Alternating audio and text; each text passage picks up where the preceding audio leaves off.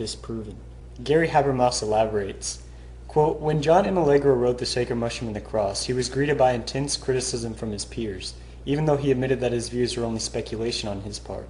In England, Allegro's thesis was dismissed by 15 experts in Semitic languages and related fields.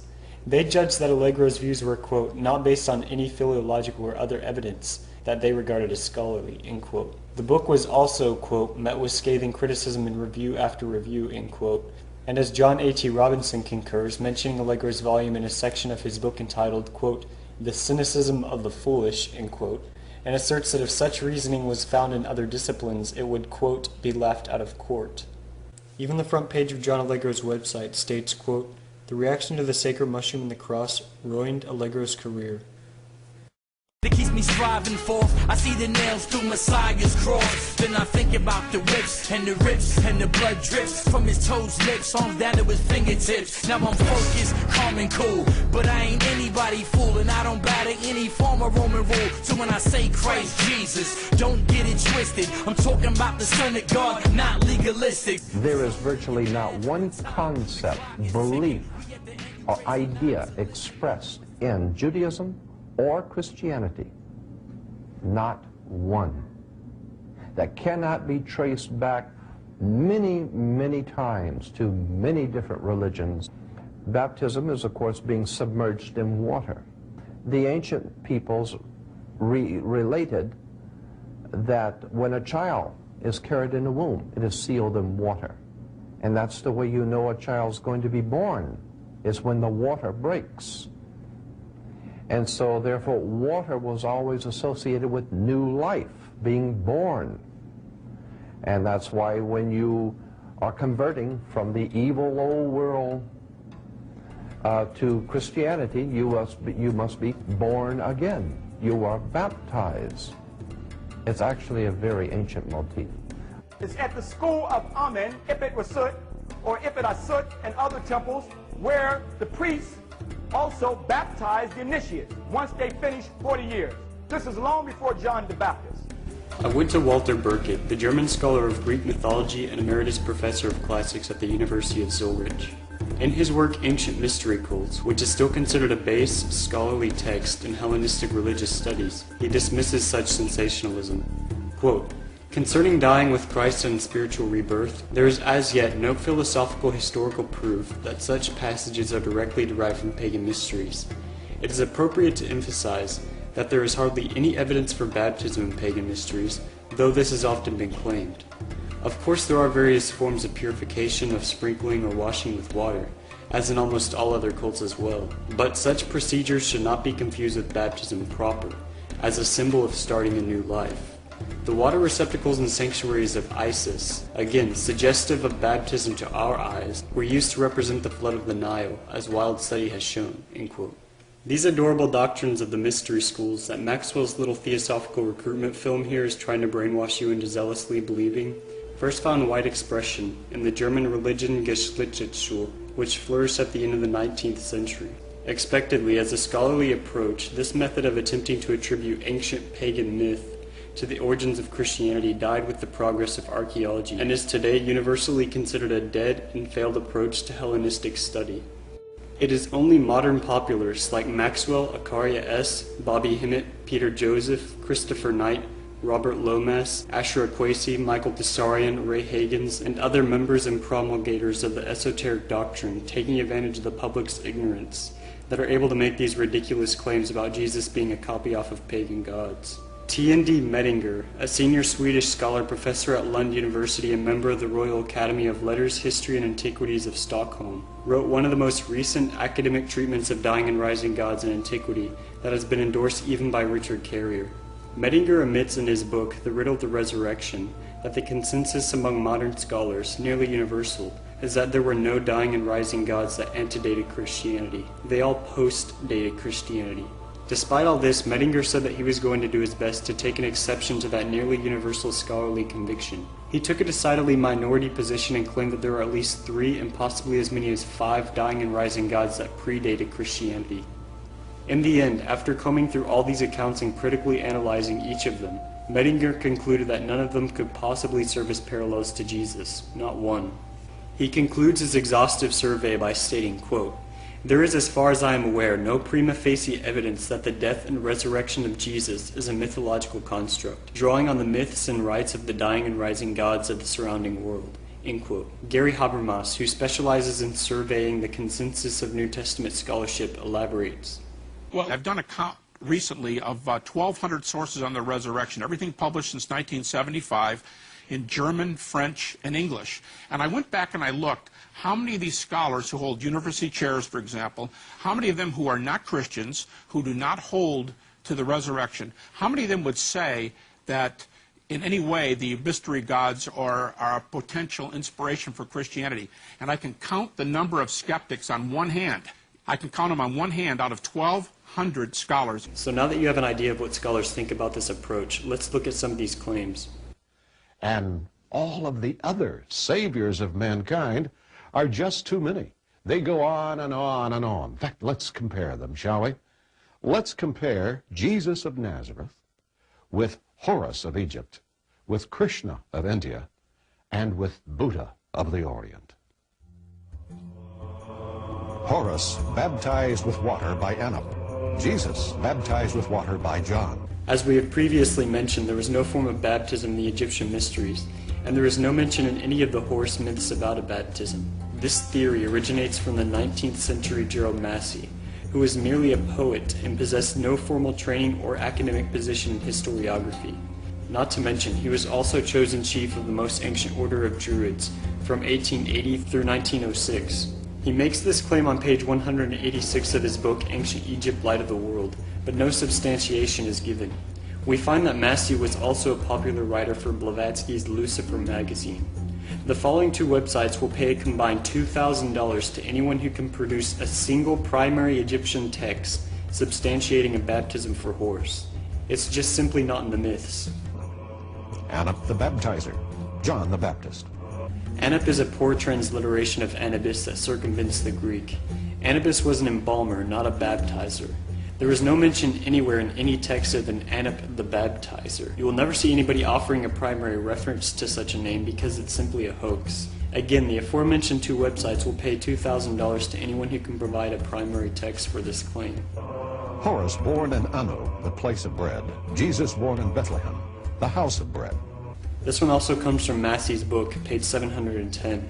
It is incorrect. Anu, which is more properly transliterated Ianu with an I, is the original Egyptian name of Heliopolis. It does not mean the place of bread like Bethlehem. In Egyptian it means pillar. Horus identified with tat or cross. Jesus identified with the cross. I can't find anything at all on this one besides this single entry to it in the Theosophical Dictionary. The implication is that Horus was crucified, which is completely false. He never actually dies in the myths, and the following two websites will pay you $2,000 again if you can provide a single primary text showing that he ever was crucified. The claim that the symbol of the cross for Christianity comes from Egypt is ridiculous in and of itself, being that you would have to somehow show that when the Romans were inventing crucifixion, they for some reason relied on this aforementioned Egyptian symbol for some strange reason. It just doesn't make any sense. 12 followers of Horus. 12 followers of Jesus as the 12 disciples. There's a $2,000 reward for this one as well. Glim N. Miller responds, quote, "My research in the academic literature does not surface this fact. I can find reference to 4 disciples, variously called the semi-divine Hiroshimtsu, meaning followers of Horus. I can find references to 16 human followers, and I can find reference to an unnumbered group of followers called Mesnui, or blacksmiths, who accompanied Horus in some of his battles, although these might be identified also with the Hiroshimtsu. But I cannot find 12 anywhere." End quote. It was a common Pharisaic practice for rabbis to take for themselves disciples to preserve their teachings. Jesus certainly took 12 as a messianic symbol for the 12 tribes of Israel.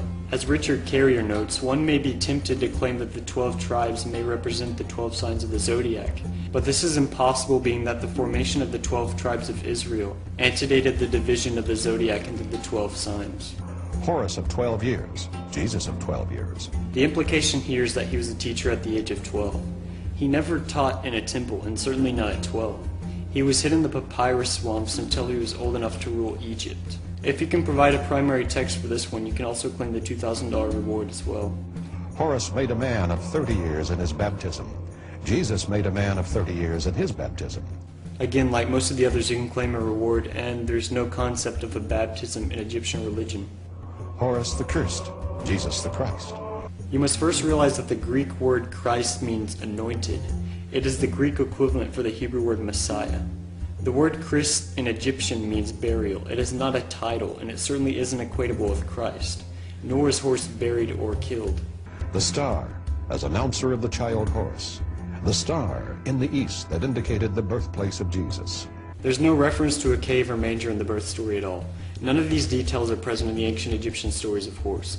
He was born in the swamps of Chemnus. His birth was not heralded by an angel. There was no star to announce his birth. Again, if you have any primary text for a star signaling his birth, you can claim the $2,000 reward. Horus walking on the water. Jesus walking on the water. This one comes from page 831 of Massey's book, where he talks about how the sun reflects off the water and it appears as if it's walking on the water. Which, that in and of itself is a pretty weak and contrived argument. Then you have the problem that they are equating Horus with the sun god Ra in order to do it, which is simply incorrect. Horus was the sky god, not a sun god. There is another god, Ra-Hurakti, who is a little bit of both. These people never point you back to a concise primary text. They just drop these claims like a ton of bricks. Once you chase down their sources, if they even have any, they never support what they claim. Acharya S. made the same claim in her book Relying on Massey. When she was asked directly several times if she could provide a primary text for Massey, she refused to respond. Horus transfigured on the mount. Jesus transfigured on the mount. For those of you who know anything about Egyptology, this one's particularly comical. You must realize that there was no concept of a glorified body in Egyptian religion that the Jewish idea of transfiguration refers to.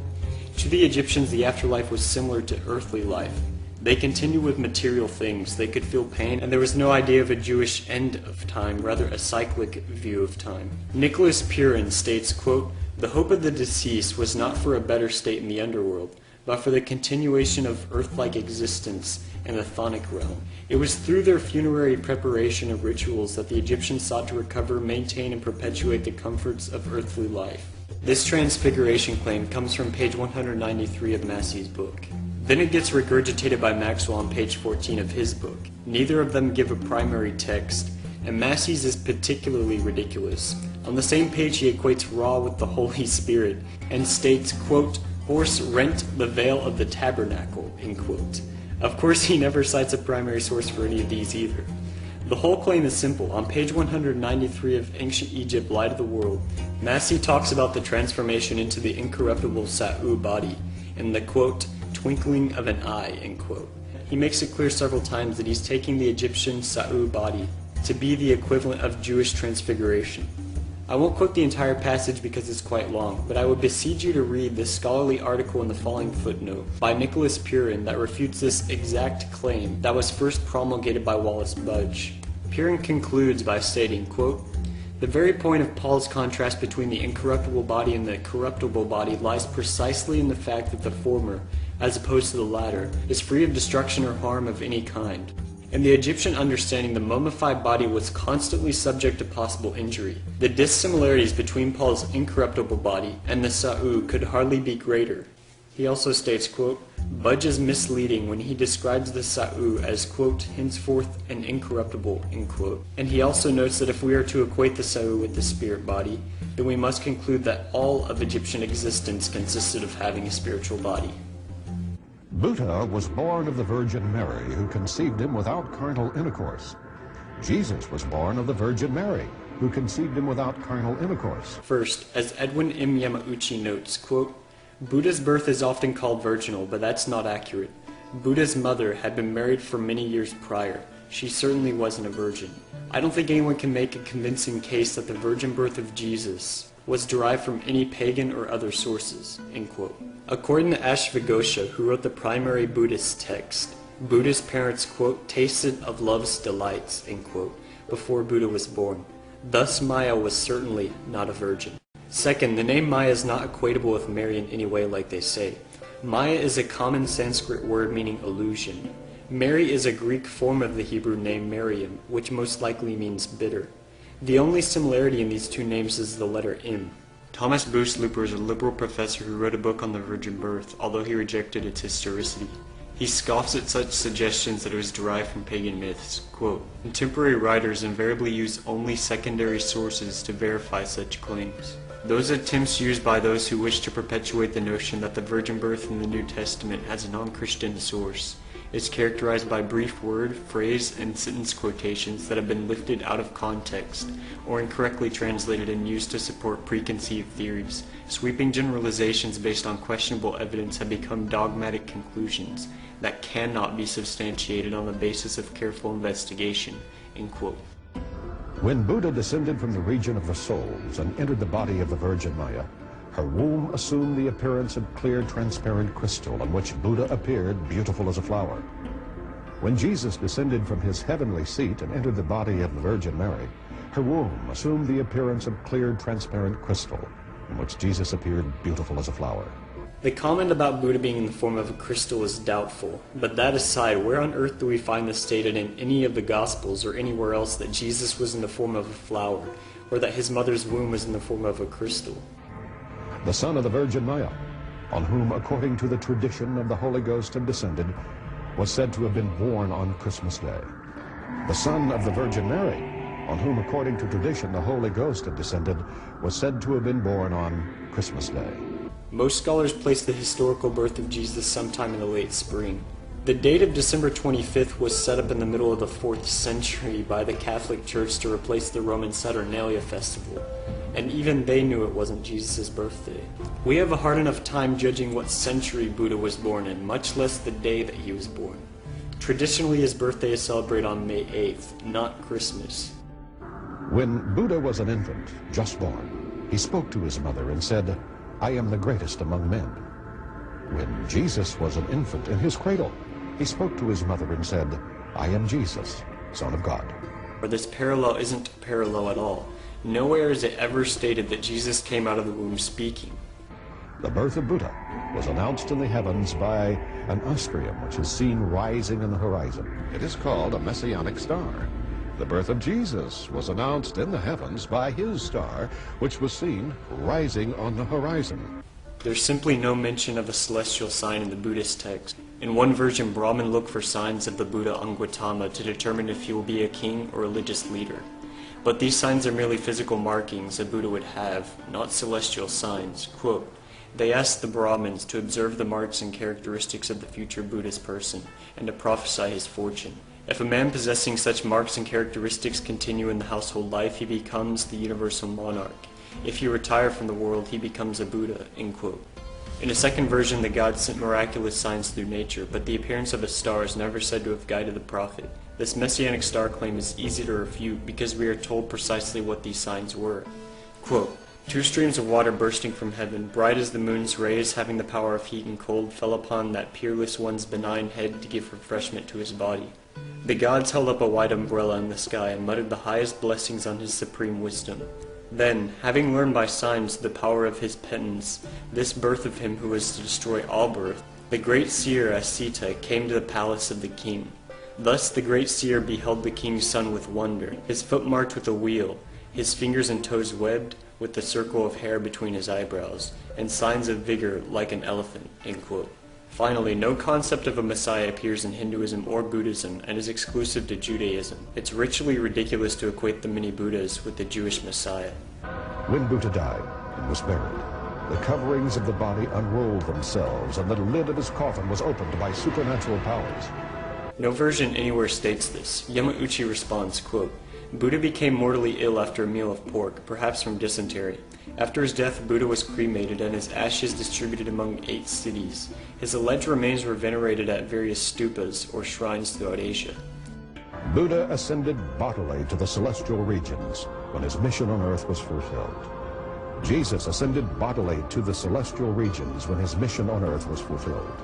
Being that his body was cremated and disseminated to 8 cities, I tend to doubt that he ascended bodily. Quote, "And they burned the remains of the Blessed One, as they would do for the body of a king." End quote. According to Buddhism, nirvana isn't a physical place but a mental state. It should not be confused with heaven. Buddha is to come upon the earth again in the latter days, his mission being to restore the world to order and happiness. Jesus is to come upon the earth again in the latter days, his mission being to restore the world to order and happiness. This is deceptive. A Buddha will return again, but it will be a different human Buddha. The Pali Canon records 28 past Buddhas that have come. This is nothing comparable with the Christian parousia, and Jesus isn't coming to restore order and happiness. He is coming to bring chaos and suffering to the vast majority of human beings. Buddha was visited by wise men who recognized in this marvelous infant all the characters of divinity, and he had scarcely seen the day before he was hailed God of Gods. Buddha was not a god. He never claimed to be a god, and he never called himself a god. Buddhists don't concern themselves much with God, and it is a common mistake upsetting to Buddhists for Westerners to think that Buddhists consider him to be a god. As for the wise men, in one version an ascetic, not wise men, visits the king to relay the information that his child will become a great religious leader. After hearing this, a large number of Brahmin decide to dedicate their sons to the Buddha, depending on whether the Buddha becomes a king or religious leader. Quote, "A son has been born in the family of Sadhudana the king. 35 years from now, he will become a Buddha. Whether the young prince becomes a Buddha or a king, we will each give a son, so that if he becomes a Buddha, he shall be followed and surrounded by monks of the warrior caste, and if he become a king, by nobles of the warrior caste." End quote. In a second version, at Gautama's birth, a seer, again not wise men, simply tells Sadhudana that Gautama will become a great religious leader. Quote, "The great seer came to the palace of the king. Thy son has been born for the sake of supreme knowledge, having forsaken his kingdom, indifferent to all worldly objects. He will shine forth as a son of knowledge to destroy all the darkness of the world." Buddha is Alpha and Omega, without beginning or end, the Supreme Being, the Eternal One. That's an amazing way of ascribing the Greek alphabet to an Indian monistic sage. But how exactly can Buddha be the supreme being in a monistic religion that views all of reality as one being? This is simply another desperate attempt at pattern searching. Krishna was born of a chaste virgin. Jesus was born of a chaste virgin. Edwin Yamauchi rebuts, quote, "That's not accurate. Krishna was born to a mother who already had 7 previous sons, as even his own followers will readily concede," end quote. Furthermore, the virgin birth is not a new concept invented by Christians. The book of Isaiah, written about 700 BC, spoke of a Messiah who would be born of a virgin, and the Septuagint translation would make this more explicit. This prophecy was in circulation 700 years before Jesus and at least 100 years before Krishna. The distinguished professor of Hinduism, Vasudhanarayanan, PhD, University of Bombay, responds, quote, "I've never heard of Krishna being born of a virgin, either through Sanskrit or vernacular text, or even folklore. I can't imagine why people would sit back and cook up all these conspiracies," end quote. The moment Krishna was born, the whole cave was splendidly illuminated. The moment Jesus was born, there was a great light in the cave. The Gospels never say that Jesus was born in a cave. This is a post-1st century extra-canonical tradition. Also, there's no statement anywhere that the birthplace of Jesus was filled with light. In addition, they are wrong when they claim that Krishna was born in a cave. The primary Hindu texts are inescapably clear that he was born in a prison.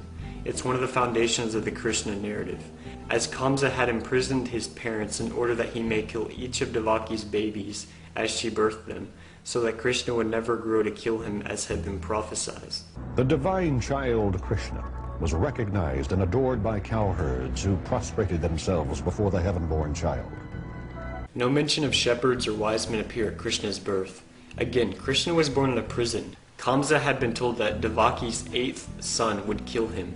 So after he had slaughtered the newborn 7th infant of Devaki in the prison, he was awaiting the birth of the 8th child so that he could kill it immediately. Devaki bore Krishna in secret in the prison and kept him hidden. If anyone had appeared to adore the newborn Krishna, they would have alerted Kamsa that the child had been born. The gods then put the guards to sleep, opened the prison, and Krishna was escaped by his father. The ruler of the country in which Krishna was born, having been informed of the birth of the divine child, sought to destroy him. For this purpose, he ordered the massacre in all his states of all the children of the male sex born during the night of the birth of Krishna. As we have stated, in Purana Yadava tradition, Kamsa, who is the ruler of the Varshini kingdom, is made aware that his assassination has been predicted to occur at the hands of the 8th son of Devaki. So he imprisons the newlywed parents of Krishna and murders each of their children as it is born. And unlike Herod, who issued a decree to slaughter all males under 2 years old, The Hindu version tells us Kamsa only targeted Devaki's sons. Quote, "Thus the 6 sons were born to Devaki, and Kamsa too killed these 6 sons consecutively as they were born." End quote. Krishna was crucified, and he is represented with arms extended hanging on a cross. Jesus was crucified, and he is represented with arms extended hanging on a cross. This is a joke. According to the Mahabharata, Book 16, Marusala Parava, Krishna died after being shot in the foot by a hunter named Jara because he was mistaken for a deer. Dr. Edwin Bryant, professor of Hinduism at Rutgers University, is a scholar on Hinduism. He has just recently translated the Bhagavata Purana for Penguin World Classics and is currently writing a book to be titled Quest of Historical Krishna. When he was asked if Krishna had ever been crucified, Dr. Bryant replied, quote, "That is absolute and complete nonsense. There is absolutely no mention anywhere which alludes to a crucifixion," end quote. He also added that Krishna died and ascended. It was not a resurrection, and the sages who came there for Krishna could not really see his ascension. Krishna descended into hell. Jesus descended into hell. As we have stated, this is nonsense. He died and ascended non-bodily. And Jesus never descended into hell either. That's a myth that is never stated in the Bible and comes from a misquotation of the Apostles' Creed. Krishna, after being put to death, rose again from the dead. Jesus, after being put to death, rose again from the dead. As Dr. Bryant has already stated, there was no bodily resurrection of Krishna, and such an idea is foreign to Hinduism. Quote, "Jara targeted them, Krishna's feet, with his bow, and discharged an arrow. Lo, it pierced the left foot of sleeping Shri Krishna, who started up, saw blood oozing out from his foot, and felt the sharp pain. Who, he wondered, could inflict such pain on me? Jara came close and recognized Shri Krishna. Jara removed the arrow from Shri Krishna's foot. Shri Krishna collapsed the Gandava with his right hand and looked at Arjuna. His spirit left his body," end quote. Jesus ascended into a physical realm, heaven. Krishna transcended into a mental state, or the inconceivable region. Concepts of heaven and nirvana differ greatly. Krishna is to come again on earth in the latter days. He will appear among mortals as an armed warrior riding a white horse. At his approach, the sun and moon will be darkened, the earth will tremble, and the stars fall from the firmament. That's one of the most ridiculous things I've ever heard. There's no concept of an end times or latter days in Hinduism, nor eternal damnation. There is an offer of $1,000 to anyone who can provide a pre-Christian Hindu text substantiating this nonsense claim. But let's take another look. Let's go back 10,000 years before Jesus and look at the 16 other men that came along who claimed to be the Son of God, who were born of a virgin mother. And the virgin mother had the name of Mary, or a derivative of the word Mary, who began their ministry at the age of 30, who ended their ministry at the age of 33, and who were killed on the cross. This happened in 16 different events prior to Jesus. Let's look at who they were. Although he recognizes the school to be dead in the academic world, one of the only scholars who still gives credence in support of the mythicist position is the atheist historian Richard Carrier. Maxwell, Partridge, and Jenkins are about to start quoting verbatim from Kersey Graves' book, The World's 16 Crucified Saviors, and Richard Carrier, who is sympathetic to its thesis, was asked what he thought of the book on a popular atheist radio program. Let's hear what this mythicist has to say about this book Maxwell is citing. I learned that many arguments in the book are overstated, and many of the parallels between Jesus and previous pagan gods aren't as clear-cut as some portray them to be. Now, as a historian and a person who is familiar with the primary text, what is your assessment of the degree of similarity between the story told of Jesus' life in the Gospels and the stories of older pagan gods? Yeah.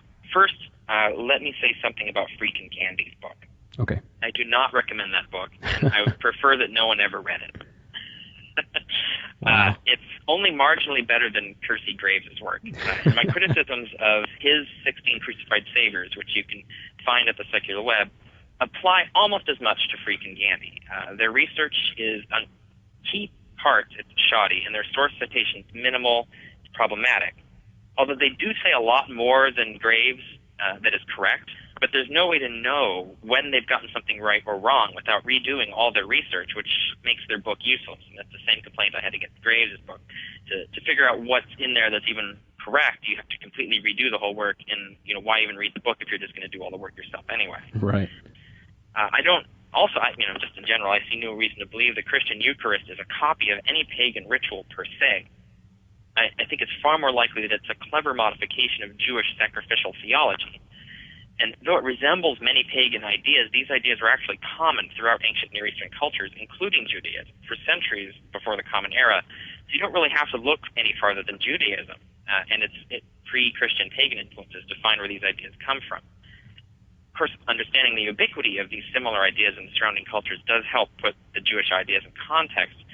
It's not a question of like literal direct borrowing from any particular cult. I mean, it's not like Christians went and studied Mithraism and said, oh, we're going to make a religion based on this. That's Right. not how it happened. And I'd say that applies to all parallels that are shown between Jesus and other pagan deities. I mean, I think we need to first look for a full and sufficient basis already in Hellenized Jewish thought. I mean, you're talking about how the life of Jesus could be constructed from pagan gods. I think it can be done even better from the Old Testament. Carrier concludes in his online review of the book by dismissing it, quote, "The world's 16 crucified saviors, or Christianity before Christ, is unreliable. Most scholars immediately recognize many of his findings as unsupported and dismiss Graves as useless. After all, a scholar who rarely cites a source isn't useful to have as a reference," end quote. Let me just say in advance that I had a devil of a time tracking down a great deal of this information. Graves chooses the most obscure variant names for these gods as possible, and he intentionally mistransliterates most of them. If you track down what sources he has, which for the most part are excluded to Godfrey Higgins, they don't help much at all. Little was known about Graves until 2004, when John Benedict Boucher published his article, Who Was Kersey Graves? Boucher exposed the blatantly biased and sloppy nature of Graves' research, illustrating that he did no original work in examining ancient religion.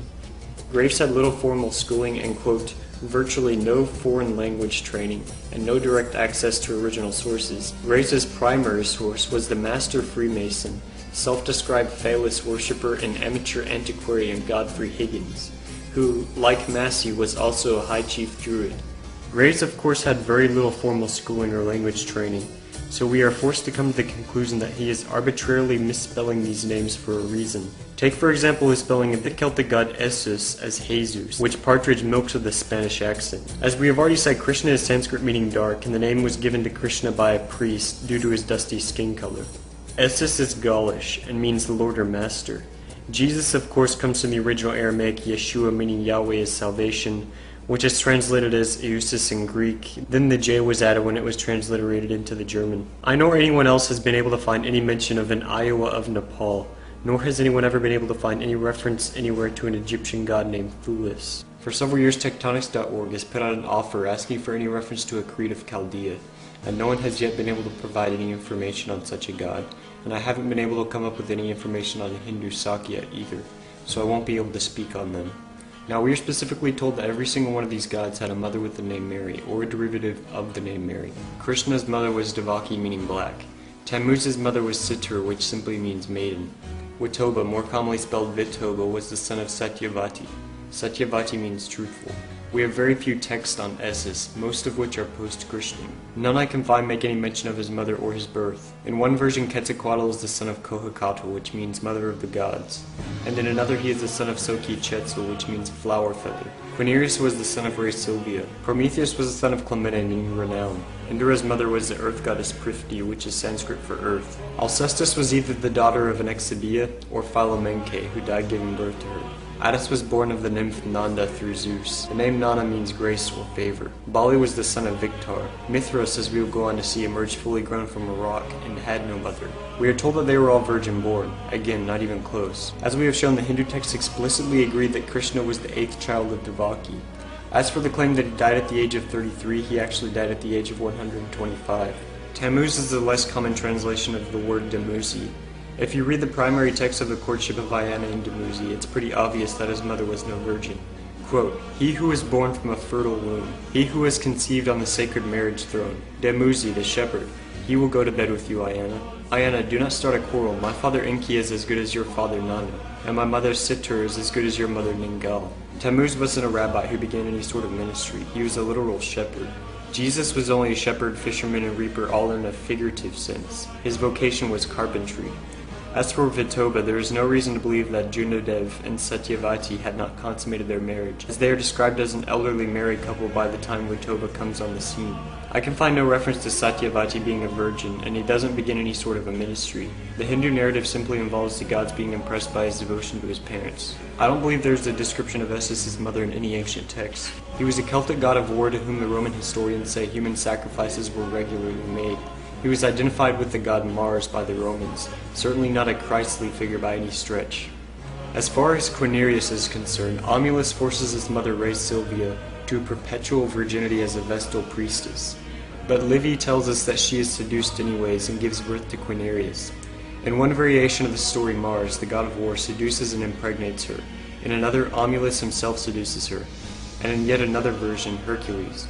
Thus the myth explicitly extrudes any possible pretension of a virgin birth, and stresses the converse. She claims she was brutally raped, but the king doesn't buy it and becomes angry with her for forsaking her virginity. This is why her 2 children are left to die in the wilderness and are raised by a wolf, as the myth famously portrays. Quote, the Vestal presently gave birth to twins. The result, she claimed a violent rape. She named Mars as their father, either because she really believed it, or because she felt that putting the responsibility on a god would lessen her own dishonor, end quote. You don't need to take an introductory course in Greek mythology to know that Prometheus was born of Clymene, who had sex with the titan Iapetus, which is what qualifies him as a titan. Prometheus was the brother of Atlas. The Theogony texts explicitly say his parents had intercourse. Quote, Iapetus led away the girl Clymene, an Oceanid, and they went together in the same bed, and she bore him a child. Stout-hearted Atlas, she brought forth Minotus, of very great renown, and devious and clever Prometheus. Indra was born of the sky god Deus Pita, and the fertility goddess Prithvi, fully grown and armed from his mother's side. There's nothing in the text to lead us to the conclusion that she was a virgin. He was a god of war and storms. The idea that he started a ministry on earth among mortals and was killed by crucifixion is ridiculous. Alcestis is a famous Greek play by Euripides, in which Alcestis' mother dies giving birth. Her father was King Pelias and she was not a god, nor did she claim to be a, quote, son of God, or start any sort of ministry. There's no statement in the play that signifies a virgin birth. You can read the play at the link in the description section. Concerning Attis, in the primary version, Dionysus castrates Aegisthus, and the resulting blood gives birth to a pomegranate tree. Nana comes, she sees the tree and slips one of the pomegranates into her dress and finds herself pregnant with Attis.